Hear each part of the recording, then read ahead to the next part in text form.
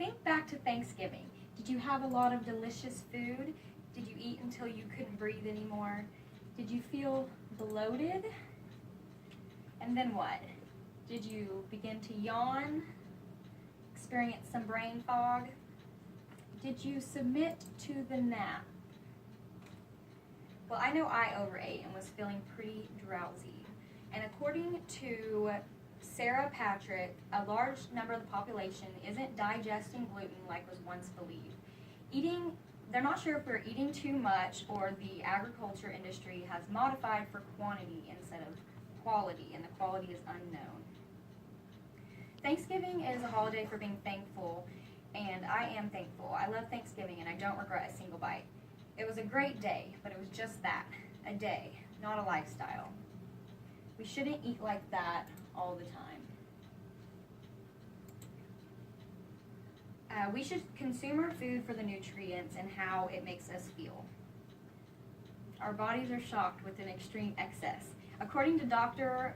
William Davis, a cardiologist, he believes that without gluten you will experience weight loss and so many more benefits that you won't believe how great you feel. This is why I am discussing gluten in our diets today. There are 3 levels of gluten, of how gluten affects your body. You can be gluten sensitive, gluten intolerant, or you can have celiac disease. Sylvia Bauer mentions in her book about living with gluten intolerance that people with celiac disease can suffer for years without being diagnosed.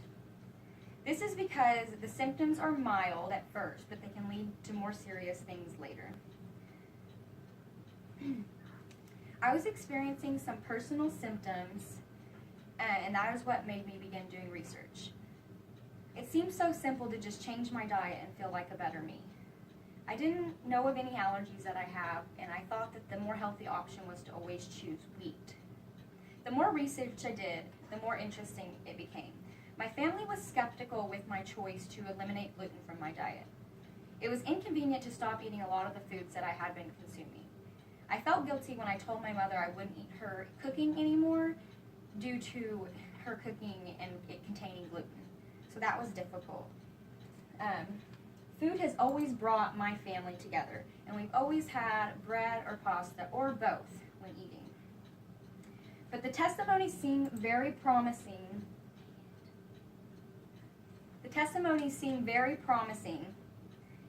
Even though it would be a very slow process, I was ready to try eliminating gluten from my diet.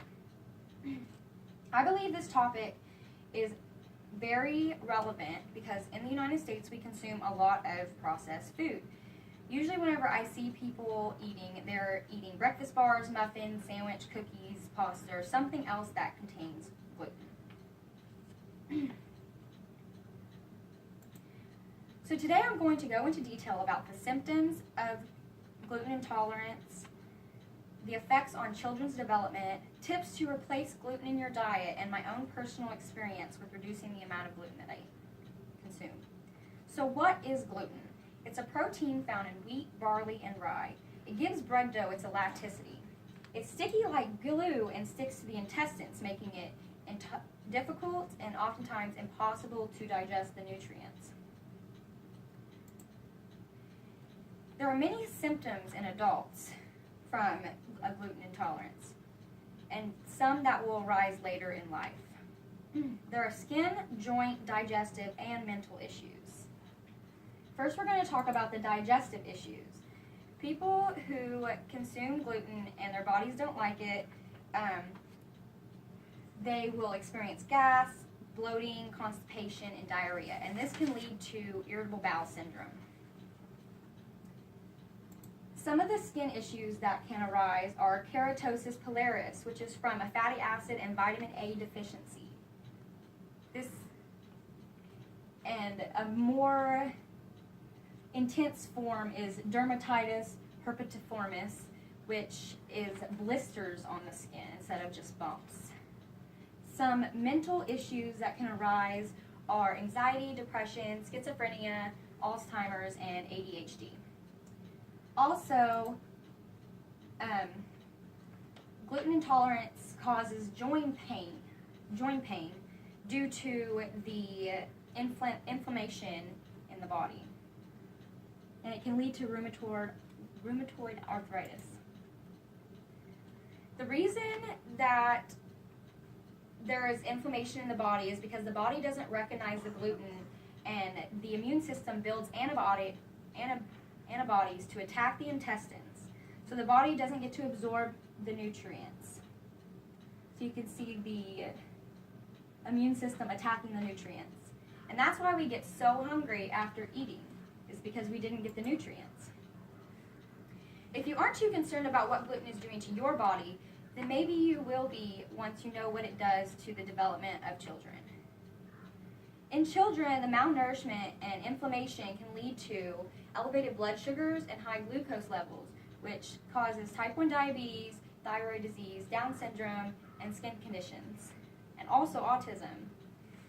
According to Anne Whalen, who wrote Gluten-Free Living, if you have a short stature, delayed puberty, anemia, irritable bowel syndrome, experience cold sores, or any other autoimmune disease, you should be tested for celiac disease.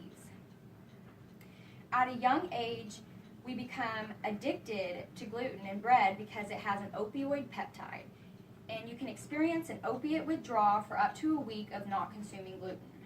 So now maybe you understand why you just had to have one more Golden Chick roll last night. So some ways to substitute gluten out of your diet is to skip the extra roll or just have one less slice of pizza. You can eat fruits and eggs and other protein for breakfast that doesn't contain gluten. You can substitute your wheat noodles with rice, quinoa, and here is spaghetti squash, which is a good substitute as well. You can crush your pizza with cauliflower, and you can choose corn tortillas over flour tortillas. Finally, my own personal experience with decreasing gluten in my diet. I was struggling with some skin issues, depression, anxiety, foggy mind, fatigue, and I was having a difficult time losing weight. After reducing the amount of gluten in my diet, I have more energy, a clear mind, and an all-over better well-being. I have more motivation, and I even lost some weight. So today we talked about the symptoms being mental, digestive, skin problems, and joint issues. There are many other issues that arise later in life as well, and all the things that the children have to deal with when they are young, if they are gluten sensitive. Replacing things isn't easy, but it's fun to experiment. I'm not asking you to suddenly become vegan, just to become aware of what you're consuming and how it makes you feel.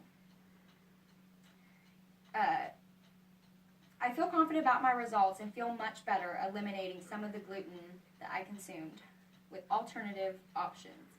So my advice is to just become aware of what you're consuming. And if you don't feel your best, then how are you supposed to perform your best? If we can't take care of ourselves, then what can we do? I think that sometimes we literally and figuratively just bite off more than we can chew.